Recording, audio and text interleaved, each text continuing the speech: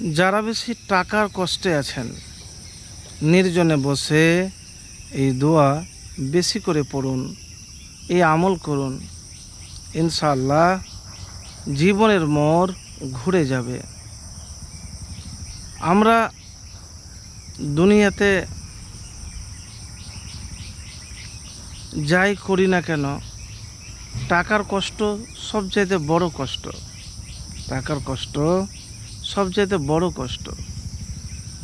এই টাকা যার নাই সে কিন্তু বুঝতে পারে যে টাকা কী জিনিস। তো প্রিয় ভাই, আমি এতটুকুন আপনাকে বলবো যে যারা টাকার কষ্টে আছেন, যন্ত্রণাতে আছেন, এই দোয়াটি বেশি করে পড়বেন। কোন দোয়া? আল্লাহুম্মা মাকফিনি বিহালালিকা আন হারামিকা ওয়াগনিনি বিফাজলিকা আম্মান সিওয়াক। আল্লাহুম্মা মাকফিনি বিহালালিকা আন হারামিকা ওয়াগনিনি বিফাজলিকা আম্মান সিওয়াক। এবারে বলবেন এটি তো ঋণ পরিশোধের দোয়া। হ্যাঁ, এটি ঋণ পরিশোধের জন্য দোয়া, কিন্তু টাকার যে কষ্টটা এটাও তো ঋণের চাইতে বড়। তো যখনই কোনো দোয়া আপনি করবেন তখন তার অর্থটা জেনে নেবেন।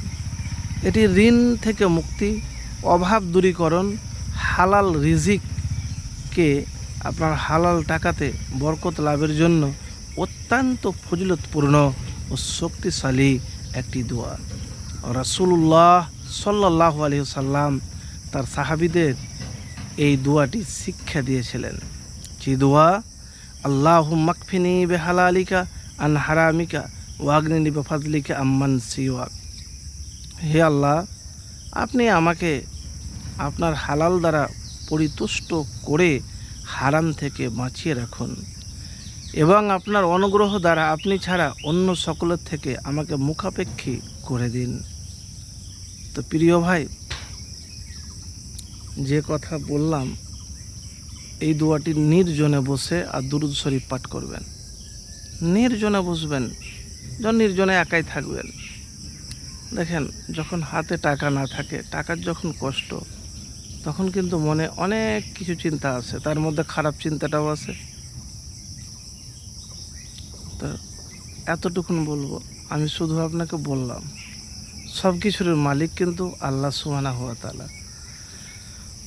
তাই ভাই, ধৈর্য ধরে কষ্ট করে আপনি এই দোয়ার আমল করে দেখুন, ইনশাআল্লাহ ফলাফল পাবেন।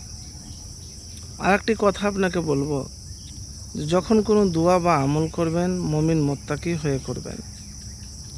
মুমিন মুত্তাকি হয়ে যদি না করতে পারেন তাহলে কিন্তু কবুল হবে না। তো মুমিন মুত্তাকি হয়ে আপনি দোয়া করবেন।